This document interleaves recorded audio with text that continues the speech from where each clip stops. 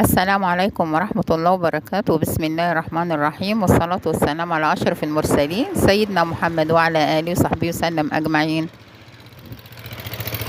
أهلا بكم حبايبي في منوعات بنت أمينة، ربنا يسعدكم يا أحلى متابعين. النهاردة طبعا هنعمل مع بعض تحلية سهلة وبسيطة وجميلة ولذيذة قوي ومعروفة من زمان اللي هي الكاستر. طبعا تحلية جميلة بنحبها في الصيف.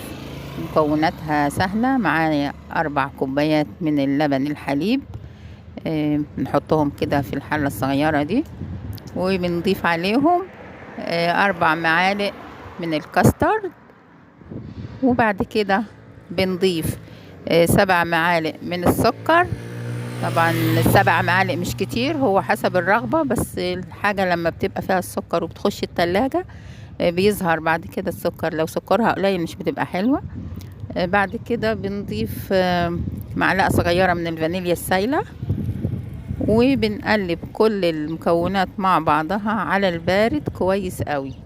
اهم حاجة نقلبهم كلهم على البارد. بعد ما نقلبهم كويس قوي بنرفعهم على نار بتكون متوسطة، واول ما بنرفعها على النار طبعا ايدينا ما بتتشالش من التقليب المستمر، علشان احنا عايزينها تبقى ناعمة قوي وما فيهاش تكتلات. زي ما احنا شايفين كده، اقعدي قلبي، هو مش بياخد وقت، بس لما بتقلبيها باستمرار ما بتتكتلش معاكي وبتديكي نتيجة حلوة. وبتقول كده يعني زي ما انت شايفة، كل ما زي ما تقولي بتستوي. يعني هو مش طبخة، لكن هي تحلية بسيطة بس برضو ليها سواها. لما تشوفي الفقاقيع كده حلوة بتبقى يعني خلاص كده بقت القوام بتاعها حلو قوي.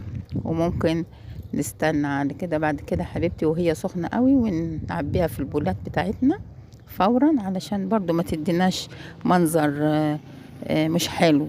لازم تعبيها طبعا على طول. احنا كده بنعبي البولات بتاعتنا بسرعة، علشان وهو سخن بيدي شكل جمالي كده ناعم، الوش بيبقى شكله أملس جميل.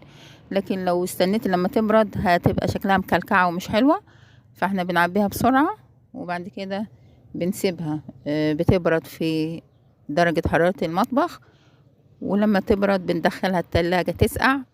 بعد ما تسقع بنزينها زي ما احنا عايزين، طبعا الرغبة طبعا يا حبيبتي، التزيين ده بيرجع لك.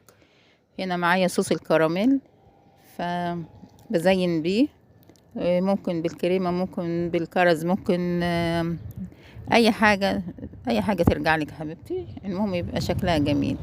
بس بعد كده بتدخليها التلاجة تاني وتقدميها لأفراد أسرتك ولأحبابك، لضيوفك، بتشرفك وبتبقى طعمها جميل ولذيذة وبتلطف كده وبترطب. حبيبتي لو عجبتك الوصفة ما تنسينيش في اللايك والشير، سبسكرايب، تفعيل زر الجرس. واستودعكم الله الذي لا تضيع ودائعه، والسلام عليكم ورحمة الله وبركاته.